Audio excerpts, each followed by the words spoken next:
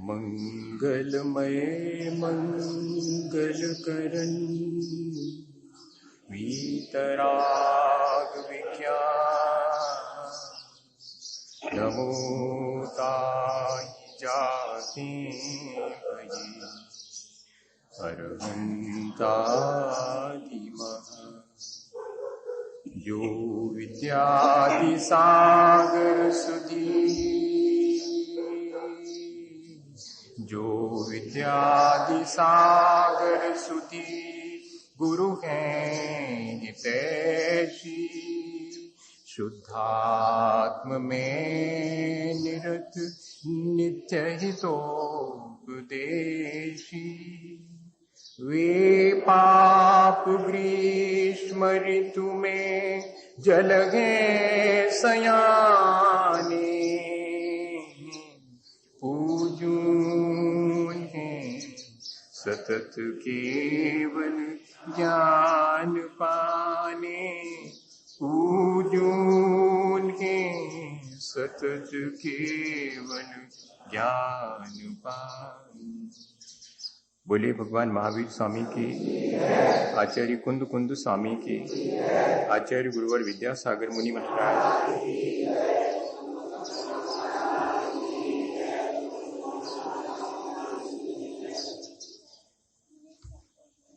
हम सभी के जीवन को अच्छा बनाने के लिए हमने बहुत सारे उपाय किए हैं। पिछले दिनों हमने बहुत सारे प्रयोग भी किए हैं। हम एक और प्रयोग जो कि हमारी परंपरा में शामिल है, बहुत परंपरागत प्रयोग है, उसके बारे में विचार कर रहे हैं। मंदिर, मूर्ति और उसके सामने की जाने वाली अभिषेक और पूजा की प्रक्रिया, ये ऐसे प्रयोग हैं जो हमारे जीवन को निर्मल बनाने में मदद करते हैं। घर सभी लोग बना लेते हैं, पशु पक्षी भी घर बना लेते हैं, लेकिन मंदिर मनुष्य निर्मित करता है। और कोई भी चीज यदि हम उससे उसके उद्देश्य की पूर्ति कर लें तो चीज का बनाना सार्थक होता है। जैसे हमें रेडियो वेव्स जो कि सारे वातावरण में फैली हुई हैं, माइक्रोवेव्स, उनको यदि हमें कलेक्ट करना हो, उनको यदि हमें ट्रांसलेट करना हो, उनके अर्थ को यदि हमें रिसेप्ट करना हो, तो हमें रेडियो सिस्टम चाहिए। ठीक इसी तरह मंदिर भी एक रिसोर्स है, एक रिजर्वायर है, एक रिसेप्टिव एरिया है, या कहें कि एक फंक्शन है रेडियो सिस्टम जैसा, जिसमें कि हम अपनी उस भगवत्ता के साथ अपना कांटेक्ट करने के लिए कोई प्रक्रिया शुरू करते हैं। मंदिर की अपनी कोड लैंग्वेज है, लेकिन जब किसी चीज के अर्थ खो जाते हैं तब चीज हमारे हाथ में रह जाती है, तो वो एक रिचुअल की तरह, वो एक ट्रेडिशन की तरह हमारे पास रही आती है, पर उससे हम लाभ नहीं ले पाते। माचिस की काड़ी हो और माचिस का खोखा हो, लेकिन कैसे रगड़ना जिससे कि रोशनी हो सके, ये अगर भूल जाएं तो फिर वो एक 100 पीस की तरह हमारे ड्राइंग रूम में सजावट की सामग्री बन के रखी रहती है। आने वाले लोगों को हम दिखाते हैं कि ये एक जो तीली है, इस पर जो मसाला लगा है, कभी सुनते हैं कि इससे रोशनी होती थी, इस लकड़ी के सिरे पर रोशनी होती थी। ये जो खोखा है, इस खोखे का पता नहीं क्या उपयोग करते थे, पता नहीं किस तरह का ये एक सोर्स था जिससे कि उस तीली को रगड़ने से आग निकलती थी। बड़ा आश्चर्य था। क्यों हम भूल जाएं अगर, तो ऐसा ही आज भी है। ये जितने भी मंदिर हमने बनाए हैं उनके पीछे हमारा एक उद्देश्य रहा है। वो हमें एक मैसेज देते हैं, वो एनर्जी के बहुत बड़े रिसोर्स हैं। लेकिन अगर कोई भी सिस्टम हमारे पास हो और उसकी लैंग्वेज, उसकी कोड लैंग्वेज ना मालूम हो, तो हम क्या कर सकते हैं? हमारे पास कोई साधन नहीं है। लेकिन आज भी हमारे पास कुछ चीजें बाकी बची हुई हैं जिनसे कि हम वास्तव में मंदिर का क्या सदुपयोग हो सकता है इसको जान सकते हैं। देखा जाए तो मंदिर में जितना अधिक ध्वनि का महत्व है उतना कहीं और भी ध्वनि का महत्व नहीं है। गुंबद बनाया गया, हमने छोटे खिड़की दरवाजे बनाए, इतना ही नहीं, हमने उसमें गेट पर घंटा लगाया। हम जब भी कुछ शुरू करते हैं ओम की ध्वनि से शुरू करते हैं। अगर देखा जाए तो पूरा मंदिर एक ध्वनि का, ऊर्जा का एक स्रोत है। ध्वनि कन्वर्ट होती है ऊर्जा में और फिर वो पूरे के पूरे मंदिर को ऊर्जा का सोर्स बना देती है। घंटे की ध्वनि बाहर के सारे कोलाहल को खत्म करके मंदिर के वातावरण को पवित्र करती है। गुंबद हम जो कुछ भी बोलते हैं वो हम तक वापस लौटा देती है और एक सर्कल निर्मित होता है। आप आश्चर्य करेंगे, हम लोग लिंग्विस्टिक में विश्वास नहीं रखते, हम लोग फोनेटिक रहे हैं। हम लोगों ने हमेशा ध्वनि के प्रयोग किए हैं, भाषा के प्रयोग नहीं किए। भाषा बहुत थोड़ी सी है। भाषा दूसरा जानता होगा तो कम्युनिकेट होगी, लेकिन ध्वनि प्यार से भरी है या कि कर्कश है या कि मेलोडिकल है या कि म्यूजिकल है, ये सब समझते हैं। भाषा समझने में बहुत मुश्किल होती है, ध्वनि को कोई भी समझ सकता है। अगर कोई बहुत अच्छी राग बजाई जा रही है तो हिरण भी स्तब्ध होकर खड़ा रह सकता है। वो नहीं जानता है कि आप कौन सी राग बजा रहे हैं, लेकिन वो ध्वनि को जानता है कि ये ध्वनि मुझे एकाग्र करने के लिए जरूरी है। सारे प्रयोग ध्वनि के अपने मन को निर्मल करने को, वातावरण को भी निर्मल करने के लिए और मन को भी, मन पर लगातार होने वाली उस ध्वनि की चोट से हमारे मन पर भी निर्मलता आती है। ये इस तरह की चीजें मंदिर में रखी गई। खिड़की दरवाजे छोटे होने से ऐसा लगता है कि जैसे मंदिर का वातावरण बड़ा अनहाइजेनिक होगा, बड़ा अपवित्र होगा, लेकिन भीतर चूंकि ध्वनि के प्रयोग चल रहे हैं, बोलने वाला मंत्र बोल रहा है और ऊपर के गुंबद से वो मंत्र टकरा करके एक वर्तुल, एक साइकिल निर्मित हो रहा है और रिफाइनमेंट पूरे वातावरण को रिफाइन कर रहा है। जगह जगह से टकरा करके ध्वनि वापस वहीं आती है, एक सर्कल निर्मित हो जाए। हर जगह एक सर्कल निर्मित होता है, ऊपर से नीचे तक, हॉरिजॉन्टली भी और वर्टिकली भी। और वो सर्कल जो है, वो रिदम, जो ध्वनि के वलय जो है, एक के बाद एक, घंटे में से निकलने वाली ध्वनि के वलय निकलते हैं और वो पूरे वातावरण को पवित्र करते चले जाते, धक्का देकर के सारे पार्टिकल्स को हटा देते हैं वो ध्वनि। ऐसे हमारे मुंह से निकलने वाली ध्वनि भी जो है वो इस पूरे वातावरण को पवित्र करती है। और इतना ही नहीं, बाहर के कोलाहल को हम तक नहीं पहुंचने देती, हमारे भीतर उठने वाले कोलाहल को भी वो थोड़ी देर के लिए शांत कर देती। इतने बड़े प्रयोग ध्वनि के हुए हैं। अक्षर और शब्द में अंतर इतना ही है कि अक्षर लिपिबद्ध होते हैं, लेकिन जब वे हमारे कंठ तालु से टकराते हैं तब वे शब्द बन जाते हैं और फिर उनमें इतनी सामर्थ्य पैदा हो जाती है कि लिखने वालों ने लिखा है कि शब्द भी ब्रह्म है। एक बार डिस्कशन में किसी ने कहा कि कोई सामर्थ्य नहीं होती शब्द की, तो शायद किसी विवेकानंद के सभा की बात है या किसी और, मुझे ध्यान नहीं आ रहा। और उस सभा में किसी व्यक्ति ने कहा कि ये जो आप शब्द ब्रह्म और नाद की बात कर रहे हैं वो सब फर्जी है, फोकट है, उसमें कुछ भी नहीं। तो जो वक्ता थे उन्होंने कहा कि मिस्टर, बहुत हो गया, चुप बैठते हैं कि नहीं, या कि बाहर निकलवाऊं। इतना कहते ही साथ और वो जो बीच में शब्द की शक्ति से इनकार कर रहे थे वो हड़बड़ा गए, वो बैठ गए चुपचाप। 5 मिनट के बाद वक्ता ने कहा कि आप तो कह रहे थे कि शब्द में कोई सामर्थ्य नहीं होती, ध्वनि में कोई सामर्थ्य नहीं होती, आप तो मेरे 2-4 शब्द सुन करके और बड़े तैश में आ गए और कसमसाते हुए बैठे हुए हैं, कुछ कर नहीं पा रहे हैं। आप समझ पा रहे हैं कि शब्द में कितनी सामर्थ्य है, ध्वनि में कितनी सामर्थ्य है। अगर वही शब्द आप प्यार से बोलेंगे उसकी ध्वनि अलग होगी, वही शब्द आप खट्टे मन से और कड़वे मन से बोलेंगे उसकी ध्वनि अलग होगी। और ध्वनि से समझ जाता है कोई कि आप क्या बोल रहे हैं, आप क्या बोलना चाह रहे हैं। आप क्या बोल रहे हैं वो बिल्कुल अलग चीज है, लेकिन आप बोलना क्या चाह रहे हैं ये बिल्कुल अलग चीज है। ये आपकी ध्वनि पर निर्भर करता है।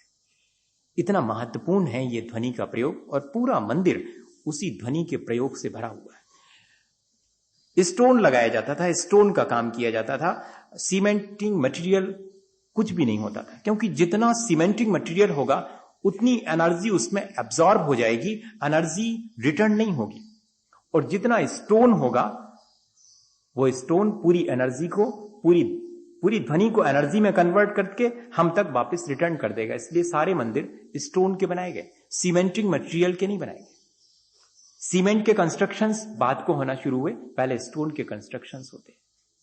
वो प्रयोग थे कि मंदिर की एक एक स्टोन से ध्वनि टकरा करके हम तक वापस आए, एक वर्तुल बने और वातावरण भी और मन भी शांत हो। ये मंदिर का अपना बहुत बड़ा महत्व रहा। और इतना ही नहीं, मंदिर के चारों तरफ इतना एनर्जी फील्ड बनता है कि उसमें से कोई व्यक्ति गुजरे तो वो अपने आप ही बहुत शांति महसूस करता है। हाँ, मंदिर का वातावरण इतना पवित्र हो जाता है लोगों के अपने पवित्रता के द्वारा, क्योंकि यहां कोई भी व्यक्ति कषाय करना पसंद नहीं करता, यहां गुस्सा करना पसंद नहीं करता। यहां किस बात का मान। मैं पढ़ता था तो एक जगह लिखा हुआ था कि मंदिर संसार से विश्राम का स्थान है, जहां न यश की दौड़ है, जहां न पद प्रतिष्ठा की दौड़ है, न जहां धन की दौड़ है। सारी दौड़ जहां खत्म हो जाती है तो समझिएगा कि मंदिर में आ गए हैं, कोई दौड़ नहीं है। लेकिन हम इन दिनों देखते हैं कि मंदिर भी विश्राम का स्थान ना होकर हमारे उस दौड़ का ही स्थान हो गया है। लेकिन था नहीं ऐसा। जब किसी को यश पाने की और पद प्रतिष्ठा पाने की इच्छा खत्म हो जाती थी तो मंदिर के द्वार से प्रवेश करता था कि एक स्थान है जहां मुझे यश, ख्याति, पूजा, लाभ, धन, पैसा, संपत्ति कुछ नहीं चाहिए, इसलिए मैं यहां आया। नहीं तो संसार तो मुझे हमेशा उसी के पीछे दौड़ाता रहता है। मंदिर मुझे इन चीजों से विश्राम दिलाता है, वो दौड़ाता नहीं है। ये मंदिर इस तरह से हमारे जीवन के लिए थे, लेकिन ये बहुत बड़ी इंस्टीट्यूशंस हैं, लेकिन हम इनसे कोई शिक्षा नहीं ले पाते हैं। बस मजा ये है, हमने इनको बहुत कहना चाहिए एक कॉमन प्लेस बना लिया है, जबकि मानिएगा कि ये एक इंस्टीट्यूट है, ये एक बहुत बड़ा शिक्षा का विद्यालय है।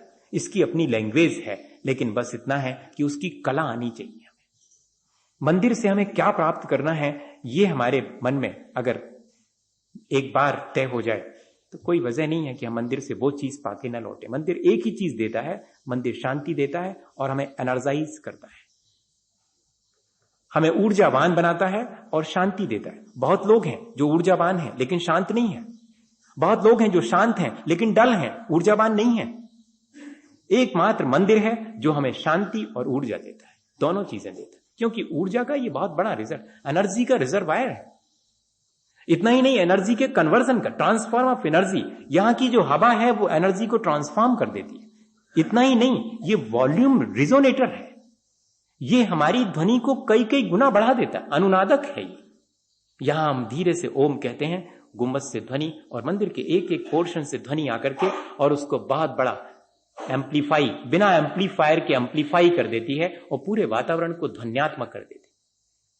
इसीलिए आचार्यों ने लिखा है कि मैं भगवान के ऐसे मणिमय जिनाले में प्रवेश करता हूं जो धवल और उज्जवल है, और इतना ही नहीं, जो कि पवित्र ध्वनि से भरा हुआ है। हां, पवित्र ध्वनि से, जहां सन्नाटा खिंचा है ऐसा कहीं नहीं देखा। जहां पर पवित्र ध्वनि निरंतर गूंजती रहती है, चाहे वो घंटे की हो, चाहे ओंकार की हो या कि पूजा के धीमे धीमे स्वर हो, संगीत भी हो लेकिन मन को शांति देने वाला संगीत हो। भारतीय संगीत और पाश्चात्य संगीत में अंतर इतना ही है कि जिसमें पैर थिरकने लगे समझना पाश्चात्य संगीत है, और जिसमें सिर हिलने लगे समझना भारतीय संगीत है। बस इतना ही फर्क है। दोनों संगीत है। मंदिर का संगीत सारे शरीर को बिल्कुल नहीं थिरकने देता। सारा शरीर तो ऐसे स्थिर हो जाता है जैसे कि भगवान की मूर्ति है, ठीक ऐसा ही स्थिर हो जाता है उस संगीत को सुन करके। लेकिन पूरा का पूरा मन और मस्तिष्क एकदम झूम उठता है। वास्तव में वो संगीत है। ये प्रयोग हमने खत्म कर दिए हैं। मंदिर को हमने संगीत से ना भर के नॉइज से भर दिया है। म्यूजिक और नॉइज में बहुत फर्क है। हमने मंदिर को कोलाहल से भर दिया है। मंदिर को कोलाहल से नहीं भरना था, मंदिर को संगीत से भरना था। मंदिर को एक ऐसी पवित्र ध्वनि से कि जिसमें प्रवेश करने वाला कितना भी कलुषित मन से भी आए, लेकिन उसका मन अपने आप जो है वो शांत होता चला जाए। इसके आसपास से गुजरने वाला भी, इसके भीतर आने वाला तो ठीक है, इसके आसपास से गुजरने वाला भी अपने मन को पवित्र कर सकता है। इसके प्रयोग हुए हैं। एक टूटा फूटा खंडर था जहां कभी मंदिर रहा करता था। उस टूटे फूटे खंडर से जब भी एक चोर गुजरता था, क्योंकि वो जब चोरी करने निकलता था उसी खंडर के पास से गुजरना पड़ता था। उसे नहीं मालूम था कि ये खंडर, वो तो सोचता था ये खंडर ऐसा ही है, पड़ा हुआ है, लेकिन वो कभी मंदिर था। और जब उससे जब पूछा गया कि तुम्हारे अपने जीवन में विशेष कोई घटना हुई हो तो बताओ, तो उसने कहा कि मेरे जीवन में एक घटना विशेष हुई है।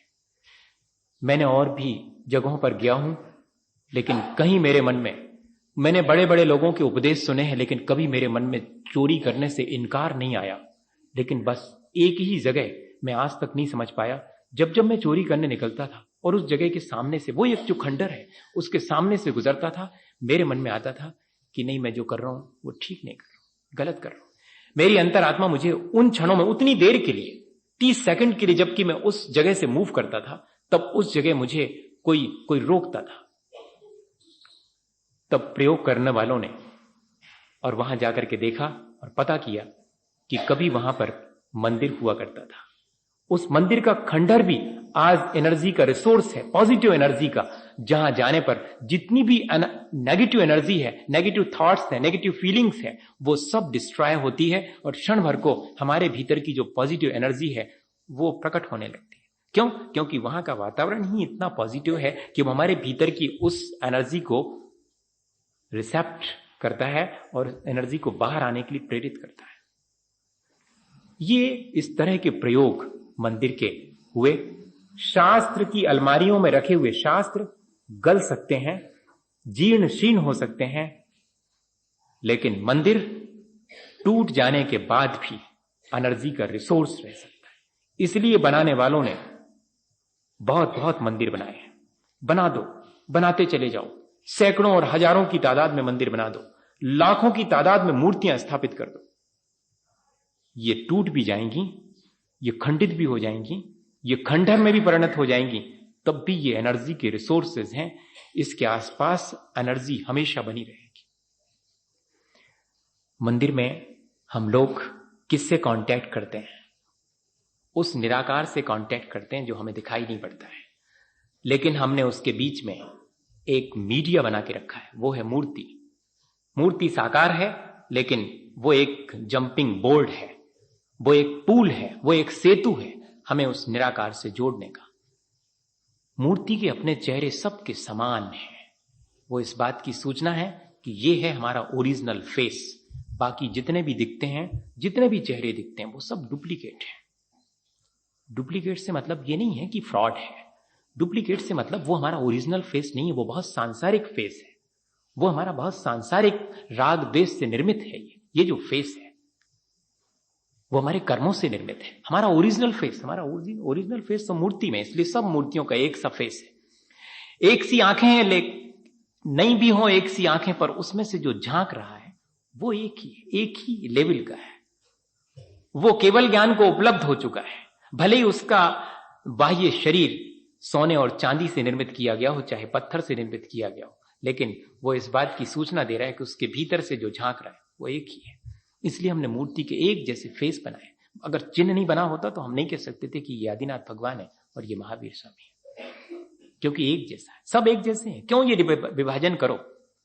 इस विभाजन को, इस राग द्वेष के भेदभाव को मिटाने के लिए ये इतना बड़ा प्रयोग किया गया। इस तरह की मूर्ति बनाई गई कि हमारा देख करके ही राग द्वेष मिट जाए। ये जो हम भेदभाव अपने भीतर लेकर के यहां आते हैं, वो भेदभाव शांत हो जाए, सब एक से ही तो है। अरे वाह, अद्भुत है, ऐसा ही मैं भी हूं। ये रिमाइंड हो जाए मेरे भीतर की ओरिजिनल फेस मेरा है, ऐसा ही राग द्वेष से रहित जैसे ये सारे चेहरे हैं, इसके भीतर से जो झांकने वाला है, जो जितना राग द्वेष से मुक्त है, ऐसा ही मैं भी हो जाऊं। इस बात के लिए मूर्ति जरूरी थी। मंदिर और मूर्ति दोनों का अपना साइंस है।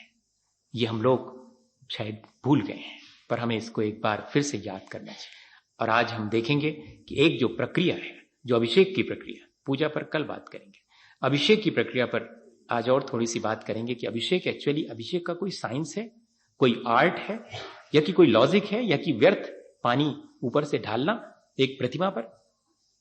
तो वो तो अपने घर में भी एक पत्थर का टुकड़ा रख लो, एक मेटल का टुकड़ा रख लो, उस पर रोज जल की धारा छोड़ो।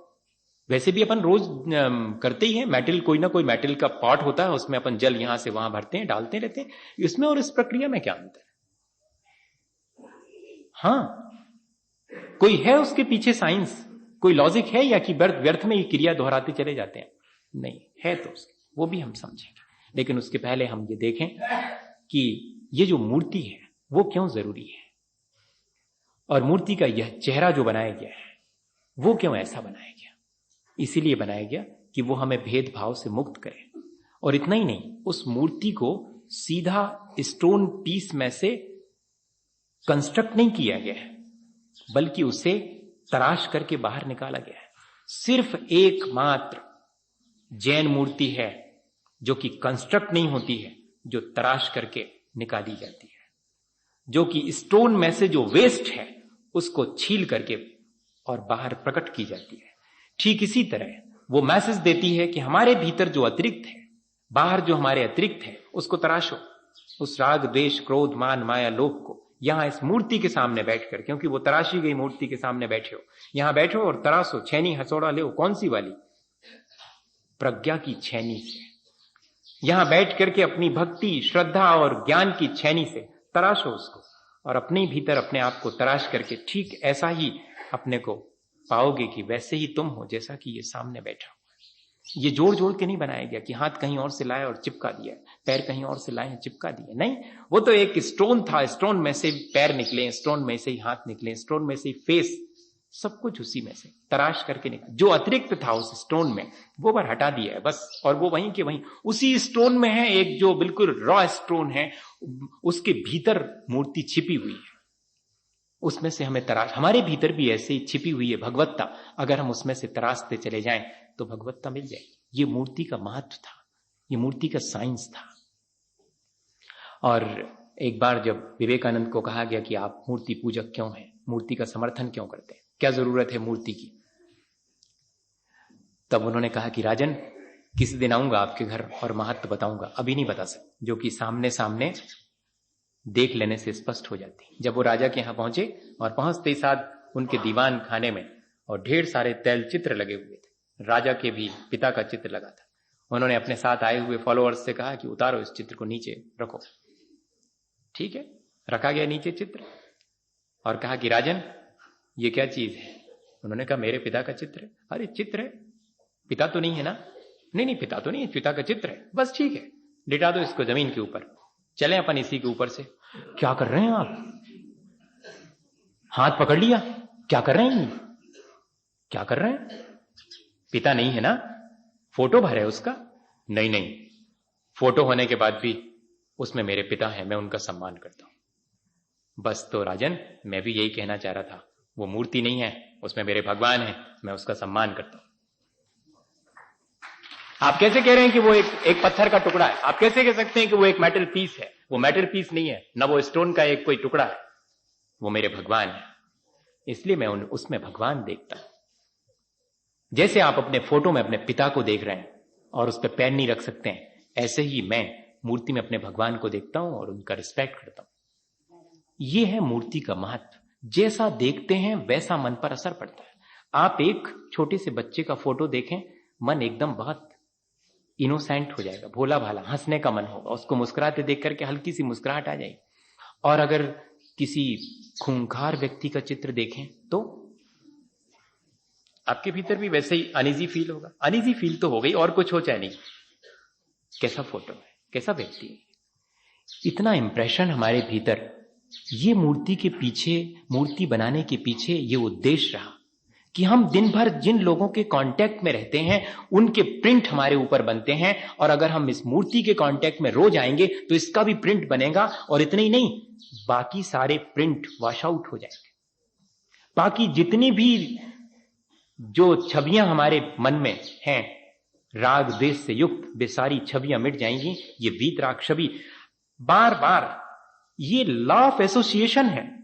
मूर्ति के एक बार दर्शन करने पर आंख मीचते ही, दुकान पर बैठे हैं, चाहे बाजार में खड़े हैं, चाहे घर में हैं, अगर आप उससे जुड़ गए हैं तो आंख मीचते ही और वो मूर्ति सामने आ जाती है। भगवान के सामने तिलक लगा लेते हैं। क्या जरूरत है तिलक लगाने की भगवान के सामने? वो भी इतने बड़े 3 लोग के नाथ के सामने, उनके सामने अच्छा लगता है तिलक लगाना? नहीं, भगवान की उपस्थिति में मैंने अपने माथे पर तिलक लगाया है। जब जब भी तिलक पर ध्यान जाएगा तब तक लॉ ऑफ एसोसिएशन, मूर्ति आ जाएगी, मंदिर याद आ जाएगा। किसी के यहां भोजन पे जाते हैं और बाद में तिलक लगा के बाहर आते हैं, लोग पूछते कहां गए थे, उनके यहां फंक्शन था उसमें गए थे। और ऐसे ही अगर ये तिलक लगा हुआ दिखाई पड़ जाए, अपना हाथ ही वहां चला जाए धोखे से। अब तो ऐसे लोग हो गए हैं जो कि इधर से अगर चंदन लगाया है तो बाहर जाकर रूमाल से पहुंच लेते हैं, लोग कहेंगे पंडित बने फिर रहे हैं। अब तो ऐसा लगने लगा। लेकिन पहले सौभाग्य समझते थे कि चंदन लगा हुआ है, दिन भर लगा रहेगा, ताकि हाथ चला जाएगा, अचानक याद आ जाएगी मंदिर का चंदन, मंदिर की याद आ गई। सारे पाप के बीच में भी ब्रेक हो गया, 1 सेकंड को ब्रेक हो गया सारे पाप कार्यों के बीच। इस पे ध्यान चला गया। दर्पण में चेहरा देखा है तो चेहरा कम दिखाई पड़ा, चंदन पहले दिखाई पड़ गया, माथे पर लगाओ, मंदिर पहले याद आ गया। कितना आर्टिस्टिकल और कितने साइंटिफिक लोग रहे होंगे। मंदिर की एक एक चीज को बड़ा आर्टिस्टिकल बनाया है, और इतना ही नहीं, आर्ट के साथ उसका साइंस डिस्टर्ब ना हो ये भी ध्यान रखा गया। आप आश्चर्य करेंगे कि जब मैंने पता किया, लोगों से पूछा कि ये जो सिरपुर में मूर्ति है, जिसमें कि जरा सा अब एक स्टोन है उस पर वो टिकी हुई है और बाकी में से और आसानी से एक कपड़ा निकल जाता है, वो मूर्ति पहले लगभग 1 फीट 12 इंच ऊपर हुआ करती थी अंतरिक्ष में। और फिर उसके बाद 15वीं शताब्दी में जब आक्रमण हुआ मंदिर पर, तो ज्यादा तो आक्रमण नहीं कर पाए, लेकिन उन्होंने जो हैमरिंग की, कॉर्नर्स पर हैमरिंग की मंदिर को तोड़ने के लिए, उस हैमरिंग का ये इफेक्ट हुआ, 3 दिशाओं में उन्होंने मंदिर के कॉर्नर्स पर हैमरिंग की, उस पर चोट पहुंचाई, और धीरे धीरे उन तीनों कोनों से मूर्ति नीचे आना शुरू हुई। एक कोने पर हैमरिंग कम हुई थी, उस कोने पर अभी भी आकर के टिकी हुई है, बाकी में आकाश में है। इसके मायने हैं कि चारों कोनों पर और कुछ इस तरह का सिस्टम लगाया गया था मूर्ति का कि वे चारों उसे, जैसे कि हावड़ा ब्रिज बना हुआ है 2 पुल्स पर पूरा का पूरा, और ऊपर उन्होंने सारे के सारे एनर्जी को वितरित कर दिया है। साइड इसी तरह से मंदिर को बनाया गया होगा, जिसमें कि मूर्ति अंतरिक्ष में रहे और सारा का सारा जो फोर्स है वो न्यूट्रल होकर के और पूरे मंदिर में फैल जाए।